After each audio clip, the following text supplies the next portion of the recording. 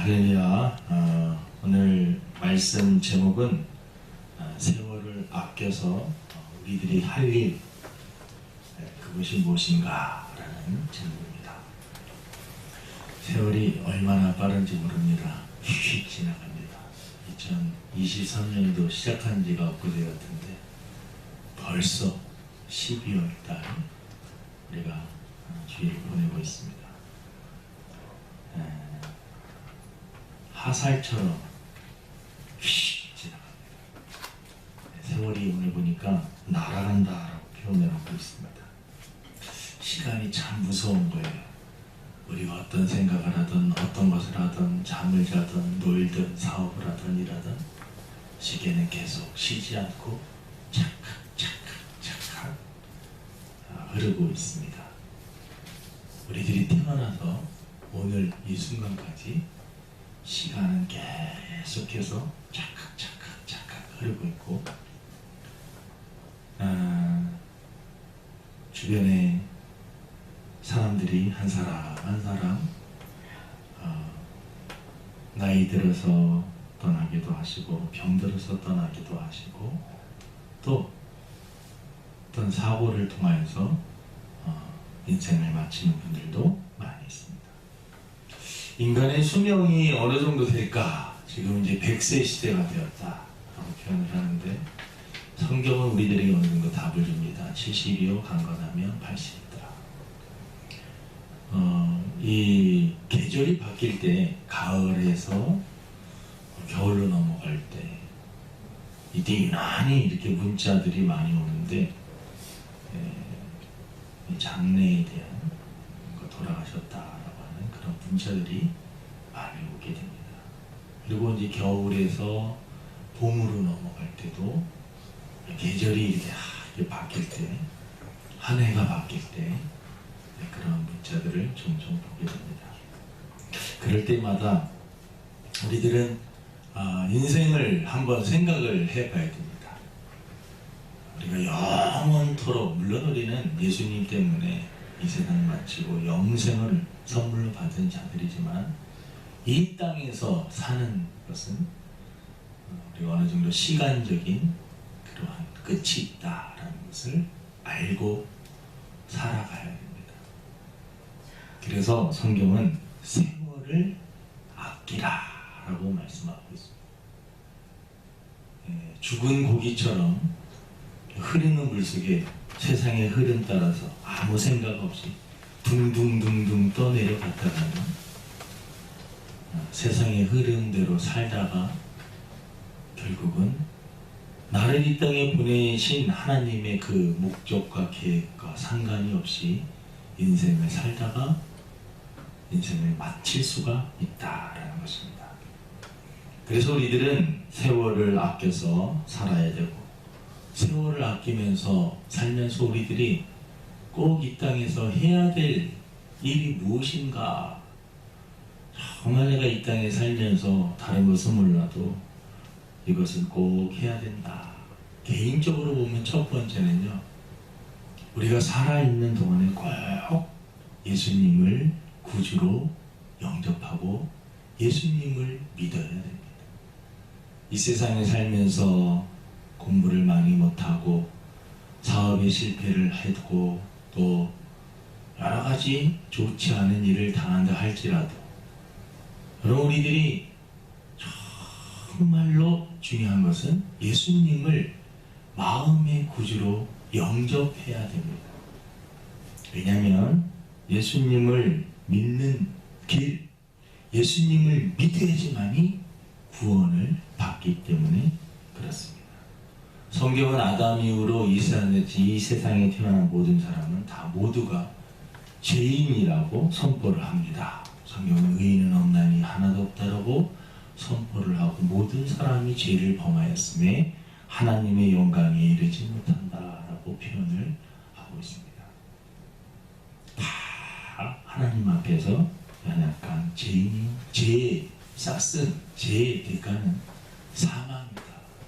우리의 육체적인 죽음도 사망이지만 하나님과의 관계가 완전히 깨어져서 영원히 하나님과 상관이 없는 영원한 형벌을 받는 그러한 존재가 바로 우리 인간이라고 하는 그러한 존재입니다. 그래서 성경을 보게 되면 나라는 존재의 실체가 무엇인지 깨닫게 되는데 결국은 나는 하나님 앞에 죄인이구나. 그리고 그 죄에 대한 대가를 받아야 됩니다.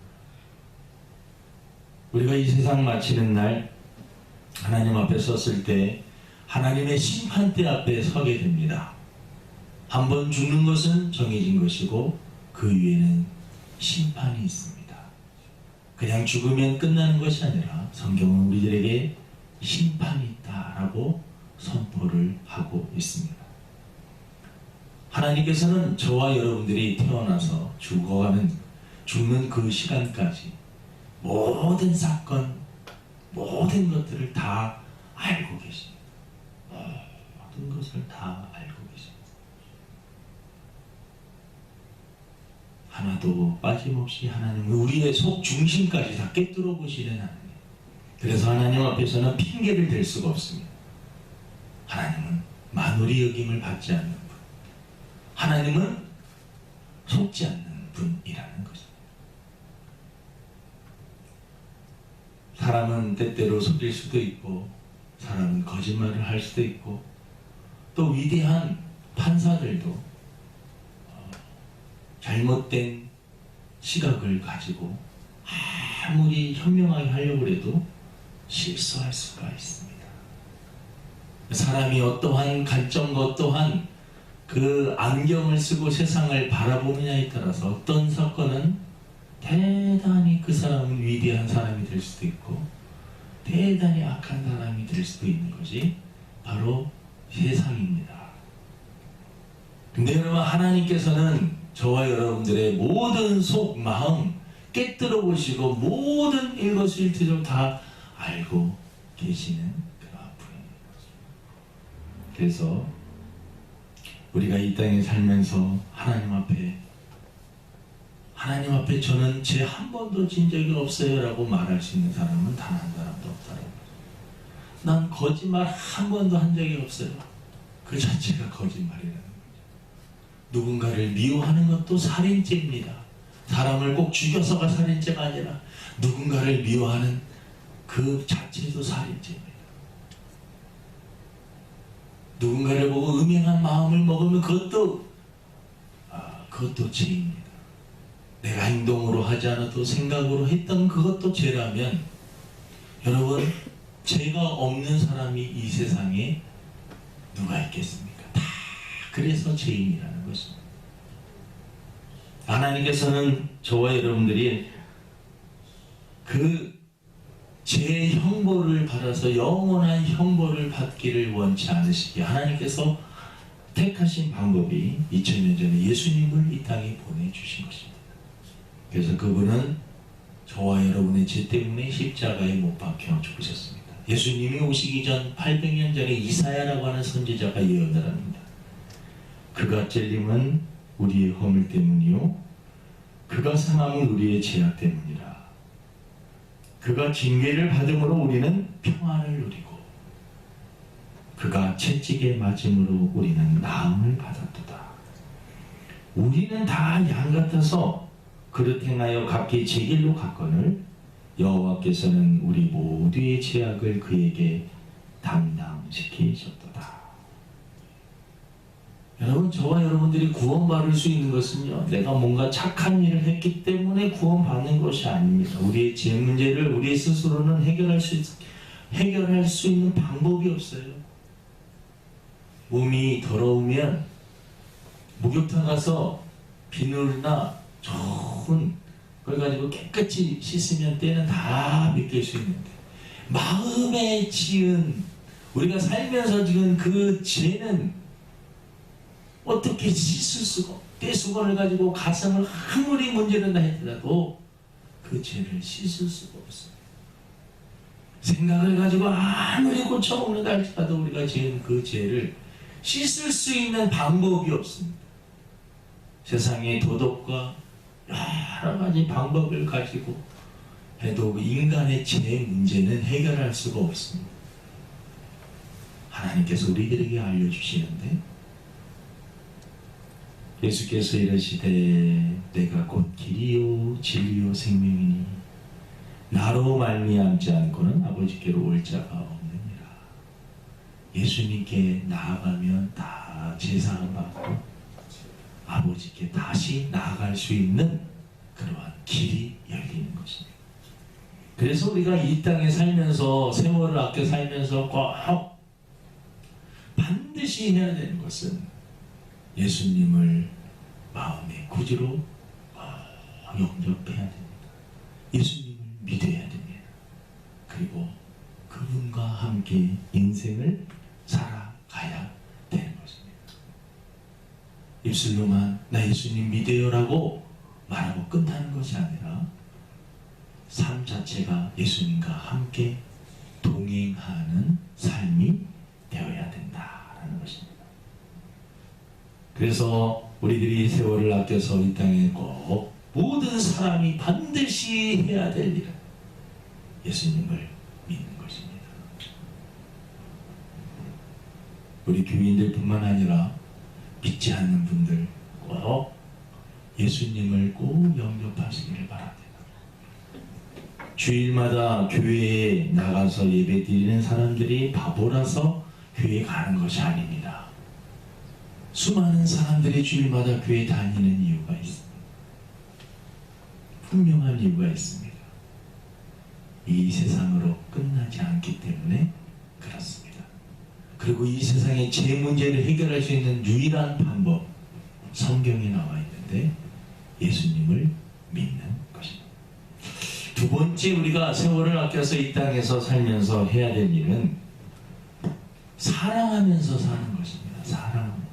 마태복음 22장 37절 40절에 보니까 예수께서 이르시되 내 마음을 다하고 목숨을 다하고 뜻을 다하여 주 너희 하나님을 사랑하라 하셨으니 이것이 크고 첫째 되는 계명이요 둘째도 그와 같으니 내 이웃을 내 자신같이 사랑하라 하셨으니 이 두 계명이 온 율법과 선지자의 강령이니라.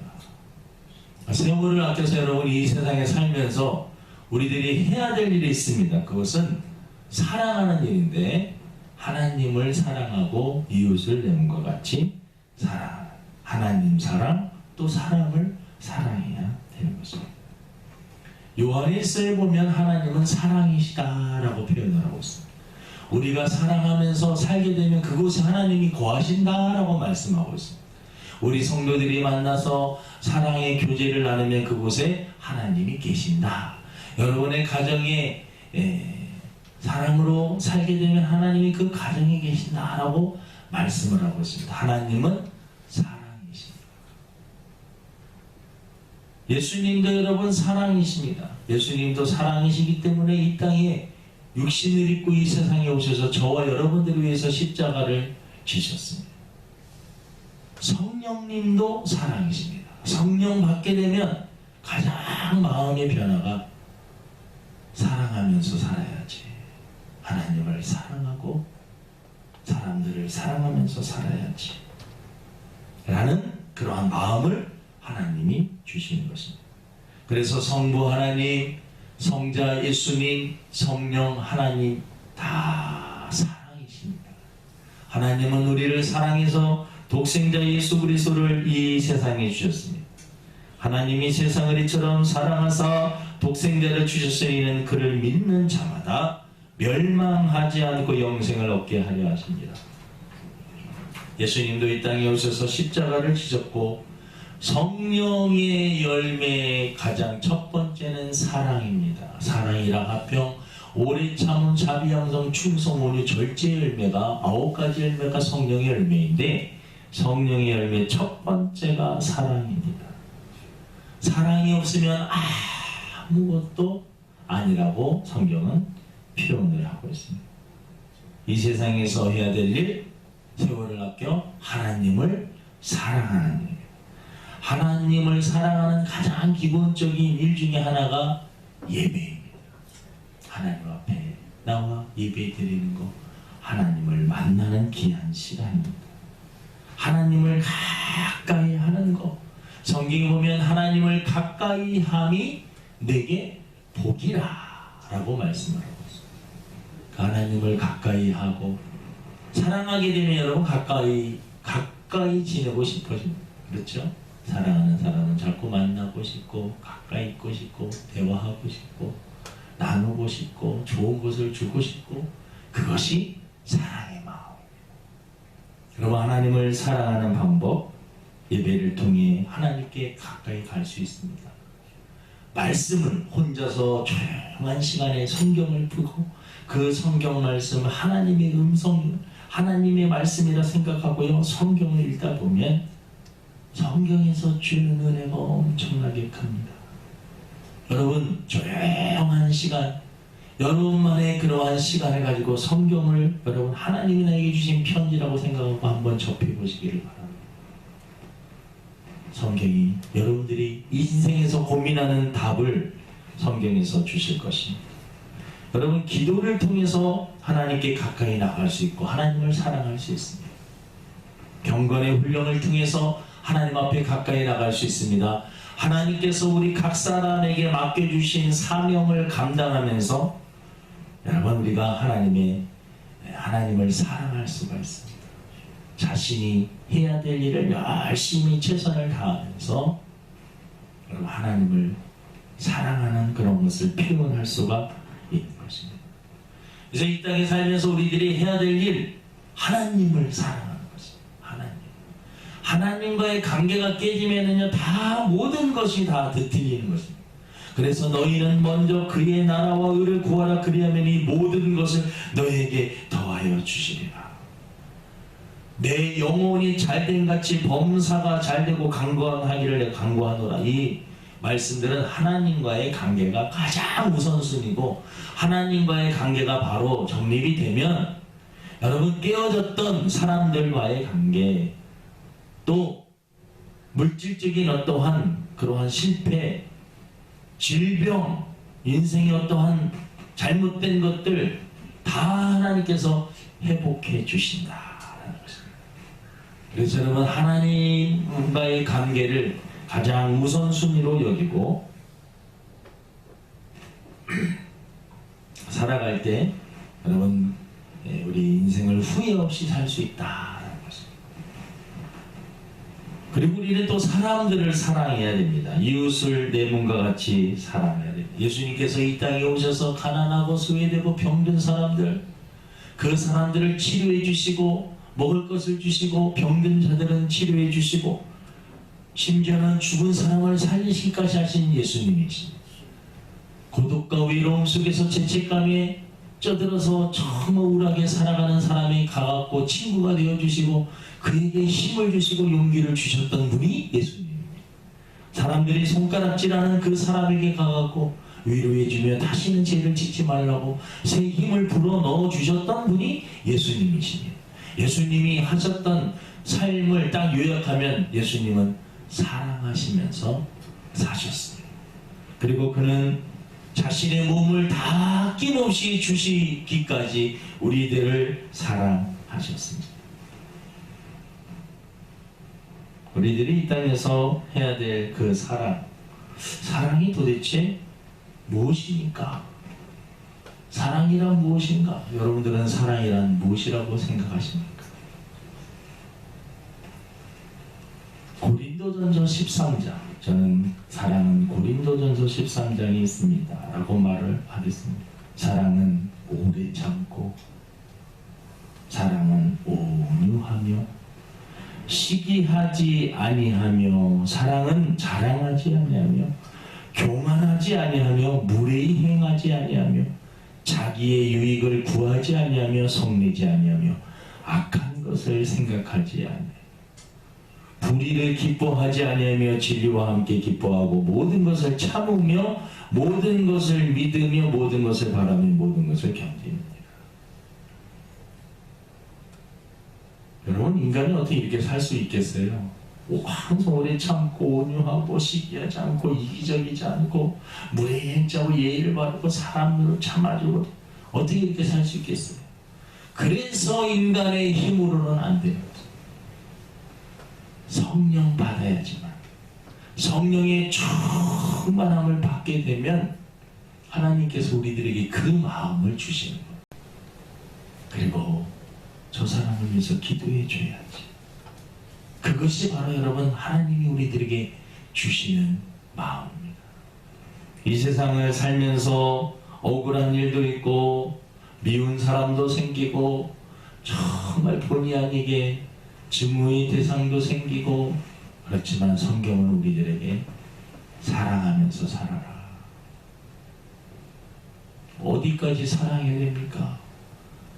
원수까지 사랑해라. 오 마이 갓. 원수까지 사랑. 몇 번 용서를 해야 됩니까? 70번씩 7번이라도 용서를 해라. 너무 억울한데 어떻게 용서를 합니까? 용서해라. 여러분, 우리들이 살면서 477에 49 490번 하나님 앞에 그것만 죄를 졌겠습니까? 하지만 예수님은 수천 번, 수만 번 지은 그 죄를 다 용서하시고 우리의 죄를 대신하여서 십자가에 못 박히신 것입니다. 그래서 여러분, 이 땅에 살면서 우리들은 사랑하면서 살아야 된다. 세 번째, 세월을 아껴 이 땅에 살면서 우리들이 해야 될 일은 꼭 복음을 증거해야 됩니다. 마태복음 28장 19절 20절에 그러므로 너희는 가서 모든 민족을 제자로 삼아 아버지와 아들과 성령의 이름으로 세례를 베풀고 내가 너희에게 분부한 모든 것을 가르쳐 지키게 하라. 볼지어다 내가 세상 끝날까지 너희와 항상 함께 하리라 하시니라 라고 말씀을 하고 있습니다. 예수님이 우리들에게 유언처럼 부활 승천하시면서 우리들에게 남기신 마지막 말씀입니다. 너희는 가서 모든 족속으로 제자를 삼아라. 복음을 증거하라는 것입니다. 성경에 보면 때를 얻든지 못 얻든지 복음을 전파하라고 말씀을 하고 있습니다. 말세가 되면 나타나는 현상 중에 하나가 이 복음을 우습게 여기는 그러한 시대가 되어질 것이다 라고 말을 하고, 지식이 많아지고 이 복음도 지식 중에 하나라고 생각을 하게 만들고, 마지막 시대에는 모든 것을 통합하는 그러한 지식, 모든 것을 다 알 것 같은 그러한 지식이 나와서 세상 사람들을 다 미혹한다라는 것입니다. 모든 것을 다 수용할 수 있는 그러한 지식.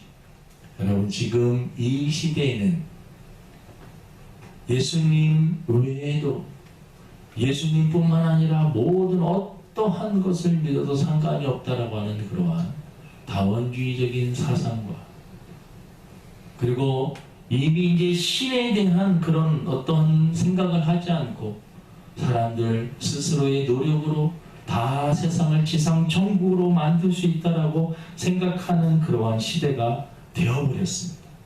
일반인들에게 예수님을 믿어야지만이 구원을 받는다라고 말하는 그 자체가 상당히 부담이 되고, 복음을 전하는 그 자체가 어리석은 소리를 하는 사람으로 바보가 되는 그러한 시대가 되어버렸습니다. 그래서 성경은 믿음이 있는 사람들은 핍박을 받는다라고 예언을 하고 있습니다. 예수님을 제대로 믿게 되면 세상 사람들의 가치관과 다르게 흘러가기 때문에 예수 믿는 사람들은 핍박을 받을 수 있는 그러한 일들이 생길 것이다라고 말씀을 하고 있습니다. 그럼에도 불구하고 우리 하나님의 자녀들은 이 말씀을 꼭 기억해야 됩니다. 그래도